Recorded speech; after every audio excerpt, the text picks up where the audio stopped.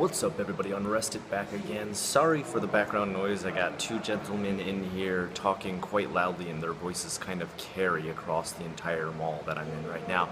I'm going to try and hit you up with as much information as I can on this JFAQ, Japan's frequently asked questions. I am unrested with the questions you requested. Today we are talking about interfamily murders, or famicide, or killing someone within your own family. Why sometimes it's seen as rampant in Japan. Recently, within just this month, there have been, let me read the facts here, I've got them written down. A 66-year-old killed his 7-year-old brother, a 55-year-old killed 5 of his neighbors by burning down their houses, and a man who I recently read an article about burned down his house, killing 4 of his 8 children. And there's actually quite a bit more out there. You can actually go to the paper right now and find a couple more stories that just happened today of people killing, but it's always within their own family. Well, according to the white paper report, it's kind of like an overall giant report that covers tons of consensus throughout the country, comes out on a certain regular amount each year on different things, and covering crime that covers homicide in Japan. The amount of homicides that have been inflicted via crime syndicates, such as, of course, the Yakuza, have actually gone down quite a bit, and the ones that have gone up are interfamily crime and homicides committed within the family. So that's actually becoming more common than even the Yakuza killing you in Japan, which let me just be very, very frank and tell you, for the most part, Japan is the most safe country you will ever live in if you visit Japan. I don't want you to get any kind of idea that murder is rampant in Japan. It is.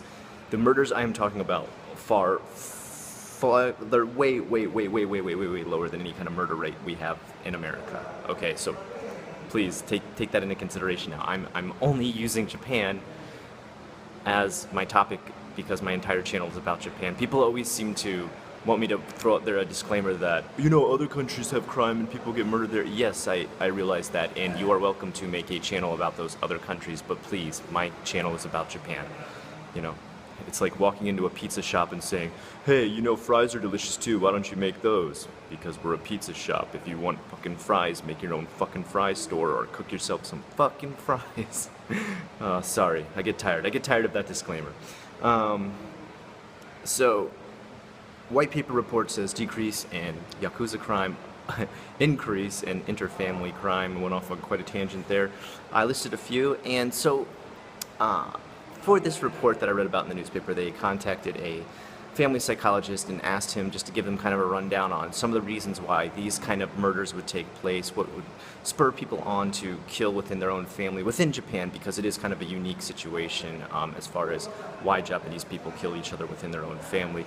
And the reasons that he gave, I wrote some of them down, were most of these, if you notice, the ages were quite old. We're talking 66 years old, 7 years old, 55, I don't know if I'd consider that old, but these are up in years at least.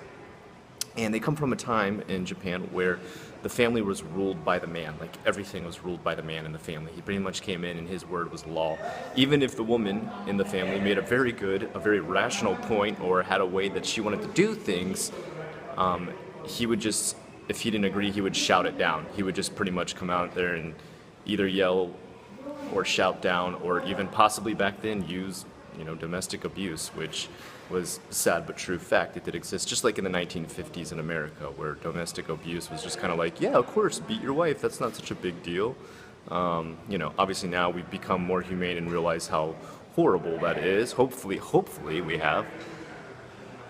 So they see violence or shutting people down through emotional outbursts as a way to solve conflict and interfamily conflict. And so that's what they do. But when both sides are grown people and they both erupt into this conflict and both don't bow down to the other, it leads to possibly murder being the final solution.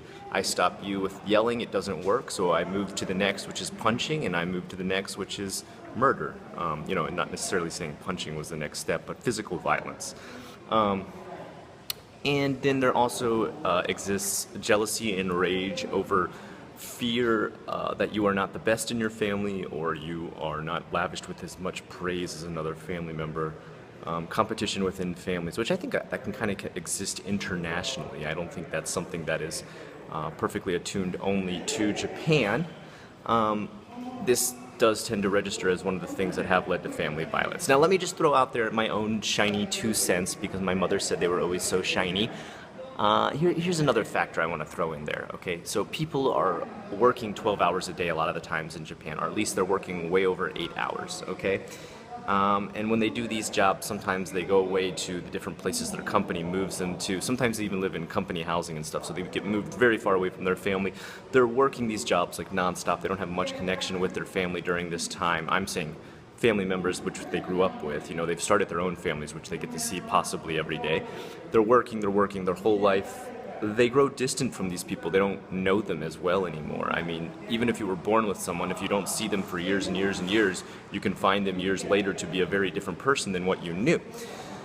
So taking someone away from their family, or not giving them enough vacation time or a chance to visit these people or catch up with them, or not taking the time yourself or the responsibility yourself of contacting them, calling them on a regular basis, leads to the fact that when you get back home for these different things like a funeral or a family reunion or a family birthday or Oban week, whatever it could be, you might find yourself face to face with a stranger, someone you don't agree with anymore, someone you have very different views from now. It could be many, many different things. So that's just my own little theory of how things could possibly go wrong with the family. I also think a lot of, social pressures too. I want you to think about this.